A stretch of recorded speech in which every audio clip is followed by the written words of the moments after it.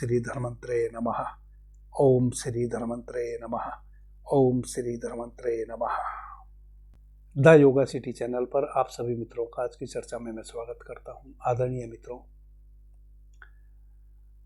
जैसा कि मैंने आपसे वादा किया है कि द योगा सिटी चैनल एक महत्वपूर्ण ग्रंथ बनने वाला है। हमारे शरीर में जितनी भी व्याधि हो सकती हैं, उन सभी व्याधियों की बहुत ही सहज सी औषधियां हमारे ऋषियों ने, मनीषियों ने खोजी हैं। उनमें से जितने भी मुझे ज्ञात है, जिनका भी मैंने कभी अध्ययन किया है और जिनको भी मैंने अपने अनुभव में लाया है, वह सभी औषधियां निरंतर से बारी बारी मैं आपके समक्ष लाने वाला हूं। अनुभव में लाने का मतलब मैंने स्वयं पे प्रयोग किया हो वैसा नहीं। अनुभव में लाने का मतलब है कि अधिकांश मित्रों को मैंने उन औषधियों को उन व्याधियों हेतु बताया और उसमें 90-95% मित्रों को यदि वह औषधि उस अनुरूप लाभ पहुंचाई, तब उसको हम सक्सेस मानते हैं। यदि 90% से अधिक हमें उसके रिजल्ट मिलते हैं। चूंकि पूरी पृथ्वी पर 30%, 35%, अधिक से अधिक 40% तक ही बड़े से बड़े हॉस्पिटल का किसी व्याधि पर रिजल्ट है। किसी व्याधि हेतु एक चिकित्सक के पास जाते हैं, महीनों अपना ट्रीटमेंट कराते हैं, उससे ठीक नहीं होते हैं। फिर आप दूसरे चिकित्सक के पास जाते हैं, वहां ठीक हो जाते हैं। जबकि पहला चिकित्सक और दूसरा चिकित्सक दोनों एक ही चिकित्सा पद्धति से आपका इलाज कर रहा था। कई बार आपके मन पर भी निर्भर करता है। यदि किसी चिकित्सक का व्यवहार आपको अच्छा ना लगा, वह व्यवहार कुशल ना हुआ, उसने कितनी भी अच्छी औषधि आपको दी हो, आपको वह लाभ नहीं करती है। तो मैं किसी भी चिकित्सा पद्धति की बुराई नहीं कर रहा हूं और किसी चिकित्सक की भी बुराई नहीं कर रहा हूं। 30-35% ही रिजल्ट किसी भी चिकित्सक का आता है।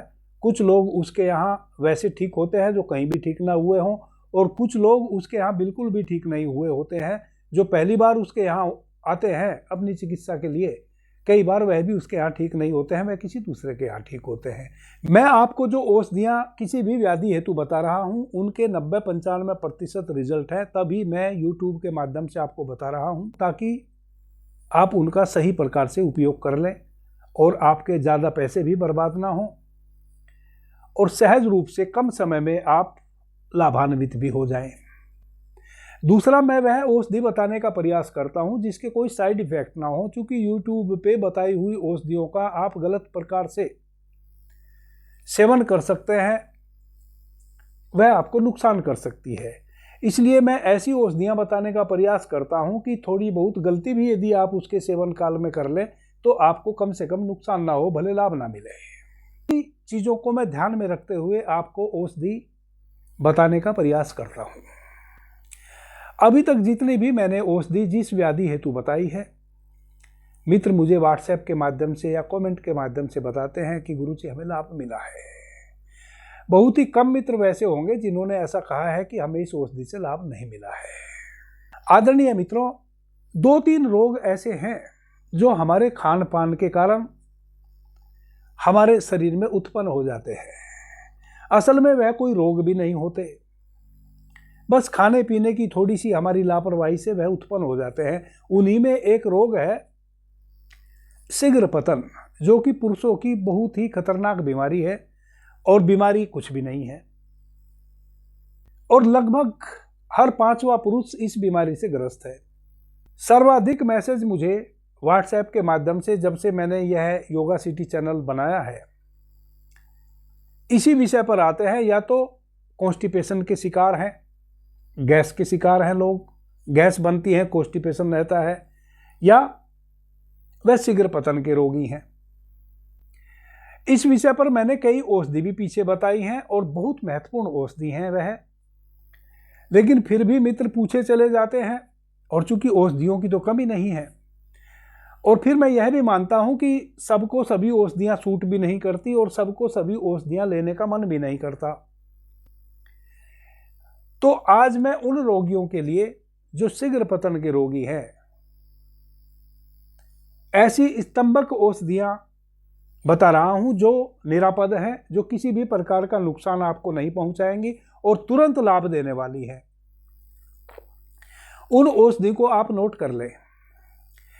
एक औषधि है कांतिसार। यह कांतिसार नामक औषधि आपको पंसारी के यहां मिल जाएगी। तो 100-200 ग्राम आप कांतिसार ले आइए पंसारी के यहां से, लाके उसको बारीक चूर्ण बना लीजिए, कपड़ छन चूर्ण जिसको कहते हैं। इतना बारीक चूर्ण बना लीजिए कि सूती कपड़े से वह छन जाए। एक डब्बे में बंद करके रख लीजिए। घी, गाय का प्योर देसी घी लीजिए। आधा केजी गाय का शुद्ध घी ला के रख लीजिए। आधा केजी प्योर शहद ला के रख लीजिए। 3 चीज हो गई। आधा केजी पिसा हुआ त्रिफला चूर्ण ला के रख लीजिए, या हरड़, बहेड़ा, आंवला, तीनों चीज़ों को संभाग लाकर उनके बीज निकालकर आराम से इमाम जस्ते में कूटकर, खल मुसल से कूटकर उसका भी बारीक चूर्ण बना के रख लीजिए। कुल मिला के हरड़, बहेड़ा, आंवला संभाग स्थिति में बीज रहित इन तीनों का चूर्ण आप बना बनाया कहीं से ले लीजिए या स्वयं बना लीजिए। बना बनाया लेंगे तो संभावना है कि वह बीज सहित पीस दिया होगा। स्वयं बनाएंगे तो बीज निकाल के बनाएंगे। स्वयं बनाने में थोड़ा कष्ट है क्योंकि वह बहुत हार्ड औषधि है, बड़ी मुश्किल लगती है उसको पीसने में। तो आधा केजी तो ला के रख लीजिए आप त्रिफला चूर्ण, आधा केजी ला के रख लीजिए प्योर शहद, और आधा केजी ला के रख लीजिए आप गाय का शुद्ध घी। 200-300 ग्राम आप कांतासार ला के रख लीजिए। कांतासार को बारीक चूर्ण बना के रख लीजिए। अब इसको सेवन कैसे करना है इसको आप समझ लीजिए और इसको आप नोट भी कर लीजिए। कांतासार का जो चूर्ण लाके आपने डब्बे में बंद करके रख लिया है वह आपने 3 ग्राम लेना है। 4 ग्राम आपने त्रिफला चूर्ण लेना है। 2 चम्मच आपने शुद्ध देसी गाय का घी लेना है और 3 चम्मच आपने शहद लेना है। तो 4, 3, 2, 3, 4 ग्राम त्रिफला चूर्ण, 3 ग्राम कांतासार का चूर्ण, 2 चम्मच देसी प्योर गाय का घी और 3 चम्मच प्योर शहद, इन सबको एक साथ मिला के पेस्ट बना लेना है। यह आपकी एक खुराक हो गई। रात्रि में 1 गिलास दूध लीजिए। गाय का हो तो बहुत अच्छा, वरना तो भैंस का भी चलेगा।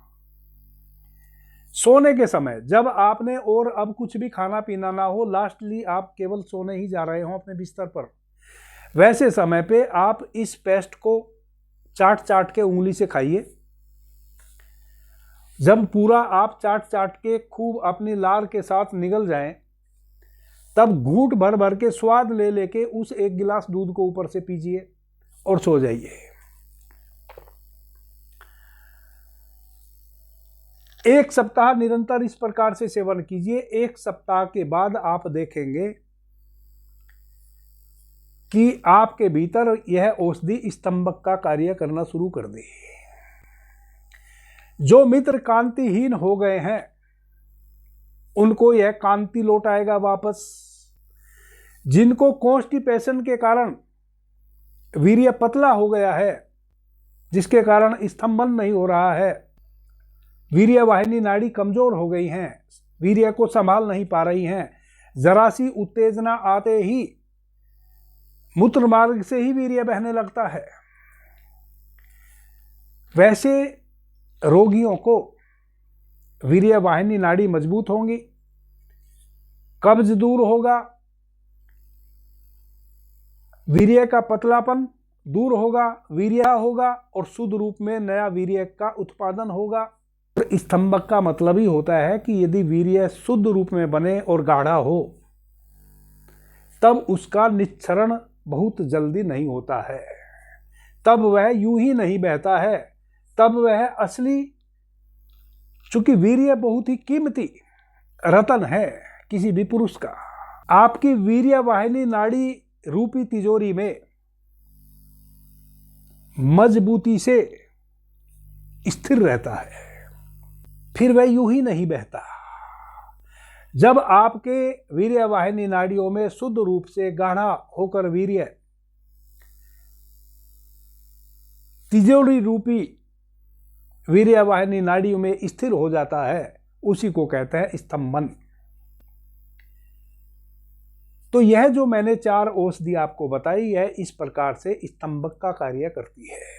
और वह जो आप दूध ले रहे हैं वह इसकी 5वीं औषधि है, बिना दूध के भी बात नहीं बनेगी। यह 5 औषधि हो गई, घी हो गया, कांता सार हो गई, त्रिफला हो गया, शहद हो गया और दूध हो गया। यह 5 आप औषधि समझें। इन 5 के मिश्रण से ही वह बात बनेगी जो इस औषधि के पीछे का उद्देश्य है।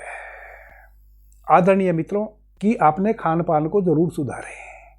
यदि आपने अधिक खट्टा चरपरा भोज्य पदार्थ नहीं छोड़ा तो जैसे ही आप इस औषधि को बंद करेंगे, धीरे धीरे फिर आपका वीर्य पतला होकर बहने लगेगा और आप कहेंगे कि तो कोई लाभ ना मिला, औषधि लिए थे तो ठीक हो गए थे, फिर वापस वैसी ही स्थिति हो गई। हमारे शरीर का जो सबसे कीमती रतन है वह वीर्य धातु है। उसी वीर्य धातु के कारण हमारे चेहरे पे ओज है, उसी वीर्य धातु के कारण हमारे अंदर शक्ति है, उसी वीर्य धातु के कारण हम बुद्धिमान हैं। आप देखते होंगे कि जो जिसका वीर्य अधिक बह जाता है उसकी बुद्धि भी भ्रष्ट हो जाती है, क्योंकि हमारे मस्तिष्क को भी वीर्य शक्ति चाहिए सूक्ष्म विचार करने के लिए और शुद्ध विचार करने के लिए। इसलिए तो ऋषि, महात्मा, योगी साधारण जनमानुष से श्रेष्ठ होते हैं। क्यों? क्योंकि वह अपनी वीर्य शक्ति को ऊर्ध्व गमन कराते हैं, यानी कि उनकी वीर्य वाहिनी नाड़ियों से वीर्य धातु नीचे की ओर नहीं बहती, ऊपर की ओर ऊर्ध्व गमन करती है। तब वह अधिक हृदयवान बन जाते हैं। उनके आज्ञा चक्र पे वही ऊर्जा जाके उस ज्योतिर्पुंज को प्रज्वलित करती है, जिससे तीसरी आंख का मतलब कोई तीसरा चक्षु खुल जाता है, वैसा नहीं। तीसरी आंख का मतलब है कि बिना देखे चीजों के विषय में अनुभव कर लेना कि यह घटना ऐसे नहीं वैसे है। यह सामने वाला व्यक्ति जो कह रहा है उसका उद्देश्य यह है, वह नहीं है जो वह दर्शा रहा है। इसको कहते हैं तीसरी आंख का खुलना। यह अनुभव आपको तभी आता है जब आपकी वीर्य शक्ति प्रगाढ़ हो। तो मैं यह नहीं कह रहा हूं कि आप सभी योगी बन जाएं। आप गृहस्थ हैं तो अपनी गृहस्थी को ही अच्छे से जिए, लेकिन कम से कम अपनी गृहस्थी को तो अच्छे से जिए। अभी तो आप योगी भी नहीं हैं और अपनी गृहस्थी को भी अच्छे से नहीं जी पा रहे हैं। अपनी गृहस्थी को अच्छे से जीने के लिए भी वीर्य शक्ति का होना बहुत सख्त अनिवार्य है, क्योंकि वीर्य शक्ति के कारण ही आप परिश्रम कर पाते हैं, वीर्य शक्ति के कारण ही आप स्वावलंबी बन पाते हैं। आदरणीय मित्रों, तो इसलिए कहता हूं कि इस तरह की चीजों से सदैव बचें जो आपके उस मूल्यवान वीर्य के लिए घातक है, और वह आपको पता होना चाहिए। वह है लाल मिर्च, खटाई। किसी भी रूप में खटाई का सेवन खतरनाक है। कई मित्र आंवले को भी खट्टा समझते हैं। आंवला खट्टा नहीं होता, आंवला कसेला होता है। कसाय रस तो वीर्य शक्ति को बढ़ाता है, घटाता नहीं है। और खटाई में भी कौन सी खटाई से? जैसे इमली और जो एसिडिक चीजें हैं जिसमें एसिड अधिक है, वैसी चीजें। अधिक नमक से बचें। नींबू का सेवन कर सकते हैं। तो खटाई से बचने का प्रयास करें। यदि माता बहन है तो मिठाई से बचने का प्रयास करें, क्योंकि पुरुषों के वीर्य को खटाई सत्यानाश कर देती है। वैसे ही माताओं बहनों के भीतर जो रज है, उस रज का नाश कर देती है मिठाई। तो माताओं बहनों को मिठाई से हमेशा दूरी बरतनी चाहिए और पुरुषों को हमेशा खटाई से दूरी बरतनी चाहिए। एक बात। दूसरी बात, जब आप इन औषधियों का सेवन करें जो मैंने बताई है, तो कम से कम आप 21 दिन लगातार ब्रह्मचर्य का पालन करें। 21 दिन ब्रह्मचर्य का पालन करने का मतलब संभोग करने से मना कर रहा हूं केवल इतना भर नहीं है। इसका मतलब यह भी है कि किसी भी प्रकार का उत्तेजक भोजन, उत्तेजक विचार, उत्तेजना लाने वाले सभी परिवेश से आपको बचना होगा 21 दिन। तभी आपकी वीर्यवाहिनी नाड़ी सशक्त हो पाएंगी। यदि आप यह औषधि भी लेवें अपनी वीर्यवाहिनी नाड़ियों को सशक्त बनाने के लिए, अपने वीर्य को शुद्ध बनाने के लिए, गाढ़ा करने के लिए, और ऊपर से आप गंदले विचारों को भी आत्मसात करें, ऐसे लोगों के बीच में बैठे जहां गंदी गंदी बातें सुनने को मिले, उत्तेजक बातें सुनने को मिले, आप टीवी पे वैसे प्रोग्राम देखें, अपने मोबाइल पे वैसे प्रोग्राम देखें जिससे आपके भीतर उत्तेजना बढ़े, वैसे विचार वाले लोगों के पास उठना बैठना करें जिससे आपके भीतर उत्तेजना बढ़े, तब भी आप कभी भी इस व्याधि से मुक्त नहीं हो सकते। इसलिए मैंने कहा कि यह खतरनाक व्याधि है, और यह बिल्कुल भी खतरनाक व्याधि नहीं है। खतरनाक व्याधि कब हो जाती है? जब आप इसके लिए औषधि सेवन कर रहे हों और इस प्रकार के बुरे विचारों से भी भरे हों, उत्तेजित विचारों से भरे हों, उत्तेजना में पड़े हुए हों, बल्कि उत्तेजना को क्रिएट कर रहे हों, तब आप कभी भी स्वस्थ नहीं हो पाते हैं। फिर आप रोते ही रहते हैं जीवन पर्यंत, और वैसी अवस्था में आपका जीवन साथी भी धीरे धीरे आपसे किनारा कर लेता है, और फिर आप कहते हैं कि देखो मेरे लिए तो छल कर दिया। फिर आप वो पुराने पुराने फिल्मी गाने, तोतले गाने फिर आप सुनते हैं, उन्हीं को फिर गुनगुनाते हैं, क्योंकि आपका जीवन साथी धीरे धीरे आपसे अलग होने लगता है। और इसलिए नहीं कि आप अपनी सेक्स पावर खो दिए हैं, इसलिए आपका जीवन साथी आपसे अलग होने लगता है, यह कारण नहीं है। क्योंकि अगर ऐसा आप सोचते होंगे तब तो आप माताओं बहनों को बहुत ही नरक में डालने की कोशिश कर रहे हैं। इसका मतलब केवल इतना है कि जब आप अपनी वीर्य शक्ति खो देते हैं तब आप अपना मानसिक संतुलन भी खो देते हैं। फिर आप अपने खुद की पत्नी पे अविश्वास करने लगते हैं, क्योंकि आप में तो स्टेमिना है नहीं, आप में तो क्षमता है नहीं, आपकी बुद्धि भी हड़ी गई, विवेक भी आपने खो दिया। फिर आप अपने ही परिवार के लोगों को लेकर सशंकित रहने लगते हैं कि कहीं मेरी अपनी जीवन साथी मेरे किसी सगे संबंधी के साथ हंस बोल ना ले, अगर हंस बोल रही है तो कहीं गड़बड़ तो नहीं है। इस प्रकार से फिर आप अपने जीवन को कलुषित करने लगते हैं। धीरे धीरे फिर आपका घर भी टूट जाता है। यह कारण होता है क्योंकि पत्नी तो प्रेम की भूखी होती है, वह सेक्स की भूखी नहीं होती। यह आपकी अपनी धारणा है ऐसी। उसको चाहिए प्रेम, उसको चाहिए सम्मान। आप वह प्रेम और सम्मान भी देने की स्थिति में नहीं होते हैं यदि आप अपनी वीर्य शक्ति को खो चुके होते हैं, क्योंकि आपकी बुद्धि भी हड़ी जाती है, आपकी बुद्धि का भी पतन हो चुका होता है। क्योंकि आपकी बुद्धि को गहन विचार करने के लिए भी वीर्य शक्ति की आवश्यकता है, और वह तो आप खो चुके। उस रतन को तो आपने गंवा दिया उत्तेजनावश, शराब इत्यादि नशा करके, खट्टे चरपरे बासी कुचिष्ट भोजन करके, बुरी संगत में पड़ के, बुरे लोगों के साथ उठना बैठना करके, टीवी में फिल्मों में गंदी फिल्म देख के, अपने भीतर गंदे विचार निर्मित करके, इस कारण से फिर आपका घर भी बर्बाद हो जाता है। इसलिए मैं कह रहा हूं कि यदि आपको इस समस्या से उबरना है तो जो औषधि मैंने आज बताई है, इससे पहले भी मैंने कई औषधि इस चैनल पर बताई है, जो कि वह भी 100% लाभ पहुंचाने वाली हैं। और मैं तो चाहता हूं कि प्रत्येक पुरुष पूर्ण पुरुष हो और प्रत्येक माता बहन पूर्ण स्त्री हो, क्योंकि जब तक हम पूर्ण नहीं हैं, अधूरे हैं, तब तक चाहे आप सांसारिक जीवन जी रहे हैं, चाहे आध्यात्मिक जीवन जी रहे हैं, आप दो कौड़ी के हैं। अगर एक साधु नपुंसक हो और वह फिर लोगों को कहे कि मैं ब्रह्मचारी हूं, उसके ब्रह्मचर्य का कोई मूल्य नहीं। उसके ब्रह्मचर्य का तब मूल्य है जब वह पूर्ण पुंसक हो, और तब भी वह अपनी ऊर्जा को ऊर्ध्व गमन करके ब्रह्मचर्य का पालन कर रहा हो। वैसे ही गृहस्थ, किन्हीं मित्रों को मेरी बात खराब लगी हो उनसे मैं क्षमा प्रार्थी भी हूं। अभी के लिए इतना ही। आपने मुझे ध्यान से प्रेम से सुना, उससे मैं बहुत अनुग्रहित हूं। सभी मित्रों को मेरा प्रणाम, धन्यवाद। हर हर महादेव।